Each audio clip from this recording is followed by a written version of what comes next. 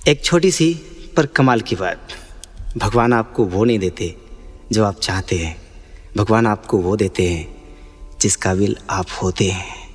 Hi guys, मैं हूँ RJ SK Patel और एक छोटी सी कहानी जो बदल दे आपकी ज़िंदगानी में आपका स्वागत करता हूँ। आरजे पटेल आपसे कहता है, यदि भगवान से आपको कुछ मांगना है तो मांगने से बेहतर होगा कि आप अपनी काबिलियत बढ़ाएं। भगवान के पास वो सब कुछ है जो आपको चाहिए, इसलिए आप अपनी काबिलियत को बढ़ाइए। भगवान आपको बिन मांगे सब कुछ दे देंगे।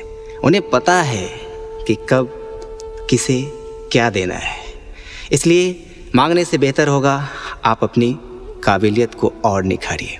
वो बैठा ऊपर सब कुछ देख रहा है, आपको जब ज़रूरत होगा वो तब अवश्य दे देंगे।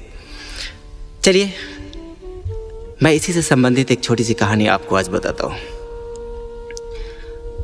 गांव से थोड़ा सा दूर हटके साधुजनों का, महात्माओं का एक बहुत बड़ा बस्ती था। उसमें बहुत से विद्वान, बहुत से संत महात्मा बहुत दूर दूर से आकर के उस बस्ती में रहते थे। हर रोज़ सुबह जगना, नदी में स्नान करना और भगवान की भक्ति में लीन हो जाना, ऐसा लगता था मानो आसमान से स्वर्ग आज जमी पे आ गया है। चारों तरफ भक्ति का रस लोगों को सराबोर करता रहता था। पर उसमें एक साधु ऐसे भी थे जिनकी विचारधारा बाकी साधुजनों से थोड़ा सा अलग था। बाकी साधुजन सुबह से लेकर शाम तक भगवान की भक्ति करते रहते, भगवान की वंदना करते रहते। लेकिन एक साधु ऐसे भी थे जो सुबह शाम भक्ति के बाद जो समय उनको बच जाता, जो कुछ वक्त उनको मिल जाता, उस वक्त में वो बस्ती में चले जाते और फिर वहाँ ज़रूरतमंद लोगों की मदद करते। उनसे जो बन पड़ता सबकी सहायता करते थे। ऐसा ही दिनचर्या हर रोज़ की थी। अन्य साधुजनों से उनकी जो विचारधारा अलग थी, इसलिए अन्य साधुजनों से उनकी थोड़ी सी पटती नहीं थी। अन्य साधुजन कभी कभी उनका मजाक उड़ा देते कि ये साधु, ये व्यक्ति भगवान की भक्ति करने में भी कंजूसी कर रहा है, दिल से भक्ति नहीं कर रहा है। खैर, ये दिन चलता रहा। एक दिन अचानक आसमान से एक फरिश्ता आया। वो भगवान की ओर से एक चिट्ठी लेकर आया। उस चिट्ठी में लिखा था, कौन कौन भगवान को चाहता है, कौन ऐसा है जो भगवान की भक्ति करता है। आसमान से आया फरिश्ता उस चिट्ठी को पढ़ने से पहले आसपास के सभी साधुजनों को इकट्ठा किया, बुलाया और फिर बारी बारी करके सभी का नाम पढ़ना शुरू किया। धीरे धीरे नाम आते गया, सबका नाम आ गया, पर एक साधु का नाम नहीं आया। वो साधु जो भक्ति से समय बचा करके ज़रूरतमंदों की मदद करते थे, जो बस्ती में जा कर के दूसरों की सहायता करते थे, उनका नाम नहीं आया। बाकी साधुजनों ने उनकी बड़ी ही खिल्लियाँ उड़ाई, ज़ोर ज़ोर से हंसने लगे और उन्हें सब यूँ समझिए कि चिढ़ाने से लगे। बेचारा वो साधु थोड़े उदास हुए, सब अपने अपने रास्ते चले गए, सब अपना अपना काम करने लगे।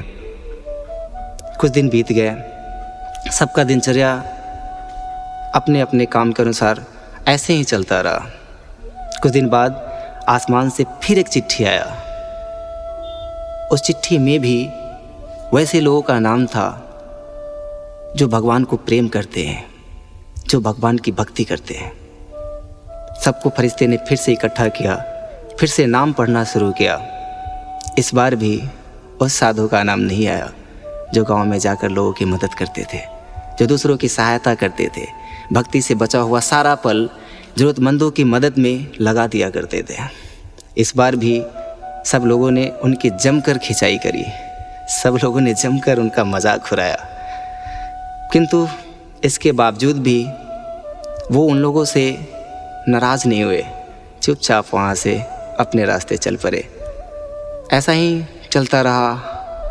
वो साधु ज़रूरतमंदों की मदद करते रहे, बाकी साधुजन भगवान की भक्ति करते रहे। बरसों बीत गए। अब सबको ऐसा लगने सा लगा था कि भगवान सिर्फ और सिर्फ उन्हीं को प्रेम कर रहे हैं जो उनकी वंदना कर रहा है, जो उनकी भक्ति कर रहा है। लेकिन अचानक एक फिर से चिट्ठी आई और उस चिट्ठी में इस बार पहले की अपेक्षा थोड़ा अलग लिखा था। इस चिट्ठी में लिखा था भगवान किसको प्रेम करते हैं। इससे पहले जितनी भी चिट्ठियाँ आई थी उस सब में लिखा था कि भगवान से कौन प्रेम करते हैं, और अब की बार जो चिट्ठी आई उसमें लिखा था भगवान किसे प्रेम करते हैं। सभी लोग चले आए, सभी लोगों को बुलाया गया, सभी लोग चले आए, परंतु वो साधु जो गांव में जाया करते थे वो नहीं आना चाह रहे थे, क्योंकि उन्हें पता था कि उनका नाम तो आना नहीं है और वो वहाँ जाकर मजाक की वस्तु बन जाएंगे। इसलिए वो छिपे रहे। उनकी इच्छा नहीं हुई फिर से मजाक बनने का। किंतु फरिश्ते आए, चिट्ठी निकाले और चिट्ठी को पढ़ना शुरू किया।